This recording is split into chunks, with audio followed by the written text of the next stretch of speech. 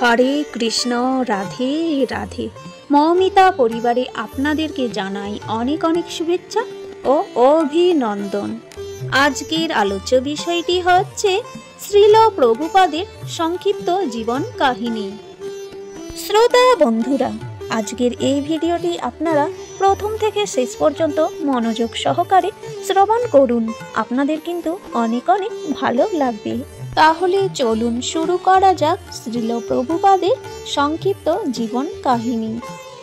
কৃষ্ণ কৃপা শ্রীমূর্তি শ্রীল অভয়াচরণাবিন্দ ভক্তি বেদান্ত স্বামী প্রভুপাদ এই জগতে আবির্ভূত হয়েছিলেন 1896 সালে ভারতবর্ষের অন্তর্গত কলকাতায়। 1922 সালে কলকাতায় তিনি তার গুরুদেব শ্রীল ভক্তি সিদ্ধান্ত সরস্বতী ঠাকুরের সাক্ষাৎ লাভ করেন।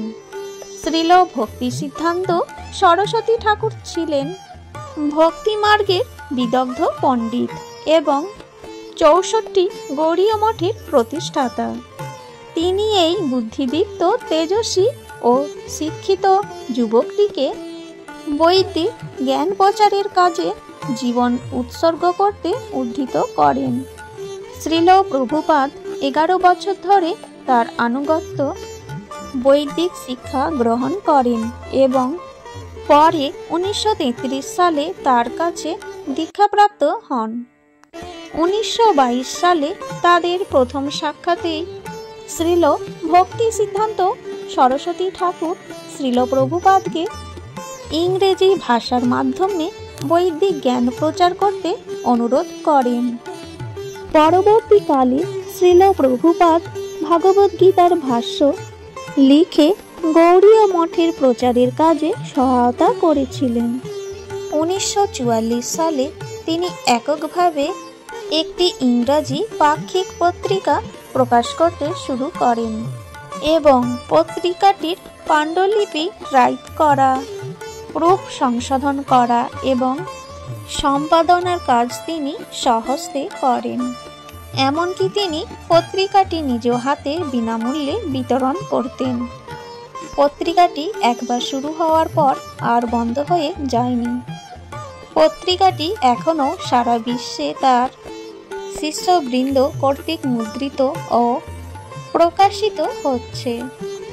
1947 সালে শ্রীল প্রভুপাদের দার্শনিক জ্ঞান ও ভক্তির উৎকর্ষতার স্বীকৃতির রূপে গৌড়ীয় বৈষ্ণব সমাজ তাকে ভক্তি বেদান্ত উপাধিতে ভূষিত করেন। 1950 সালে 54 বছর বয়সে শ্রীল প্রভুপাদ সংসার জীবন থেকে অবসর গ্রহণ করেন। 4 বছর পর বানপ্রস্থ আশ্রম গ্রহণ করেন এবং শাস্ত্র অধ্যয়ন, প্রচার ও গ্রন্থ রচনার কাজে মনোনিবেশ করেন। শ্রীল প্রভুপাদ বৃন্দাবন শহর পরিভ্রমণ করেন এবং সেখানে তিনি ঐতিহাসিক মধ্যযুগীয় শ্রী শ্রী রাধা ও দামোদর মন্দিরে তিনি অতি দিনহীনভাবে বসবাস করতে থাকেন। সেখানে তিনি কয়েক বছর গভীর অধ্যয়ন এবং গ্রন্থ রচনায় মনোনিবেশ করেন।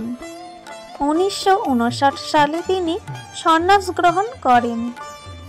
শ্রী শ্রী রাধা দামোদর মন্দিরেই শ্রীল প্রভুপাদ তার জীবনের শ্রেষ্ঠ অবদান 18,000 শ্লোক সমন্বিত শ্রীমদ্ ভাগবতের অনুবাদ ও ভাষ্যর কাজ শুরু করেন।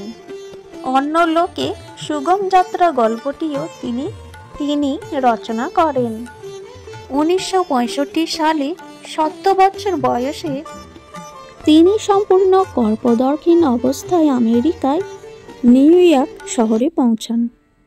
প্রায় 1 বছর ধরে কঠোর পরিশ্রম করার পর তিনি 1966 সালে জুলাই মাসে প্রতিষ্ঠা করেন আন্তর্জাতিক কৃষ্ণ ভাবনামৃত সংঘ বা ইসকন। তাঁর সযত্ন নির্দেশনায় 1 দশকের মধ্যে গড়ে ওঠে বিশ্বব্যাপী শতাধিক আশ্রম, বিদ্যালয়, মন্দির ও পল্লী আশ্রম। 1974 সালে শ্রীল প্রভুপাদ পশ্চিম ভার্জিনিয়ার পার্বত্য ভূমিতে গড়ে তোলেন নব বৃন্দাবন, যা হচ্ছে বৈদিক সমাজের প্রতীক।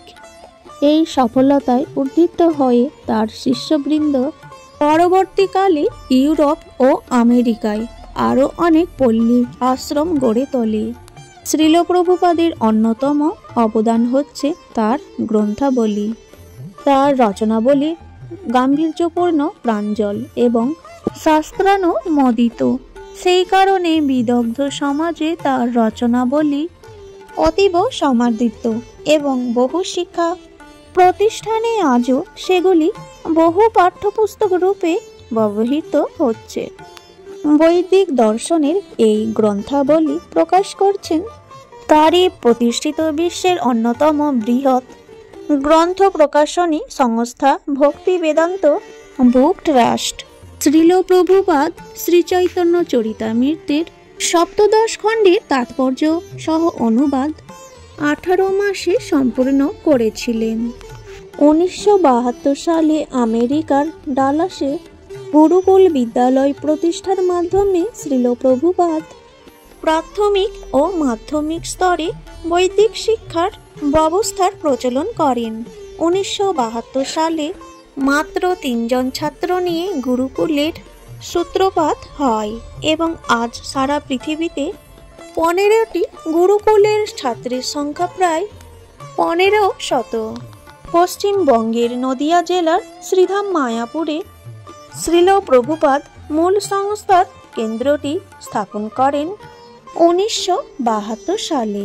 এইখানে বৈদিক শিক্ষা ও সংস্কৃতির চর্চার জন্য একটি বর্ণাশ্রম মহাবিদ্যালয় স্থাপনের পরিকল্পনাও তিনি দিয়ে গেছেন।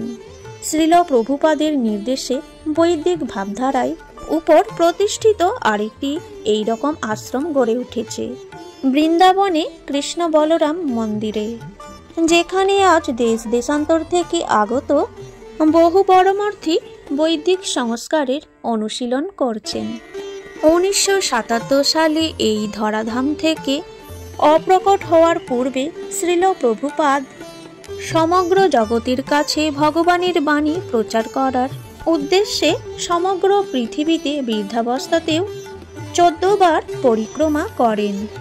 মানুষের মঙ্গলার্থে এই প্রচার সূচির পূর্ণতা সাধন করেও তিনি বৈদিক দর্শন, সাহিত্য, ধর্ম ও সংস্কৃতির সমন্বিত গ্রন্থাবলী রচনা করে গেছেন, যার মাধ্যমে এই জগতের মানুষ পূর্ণ আনন্দময় এক দিব্য জগতের সন্ধান লাভ করে।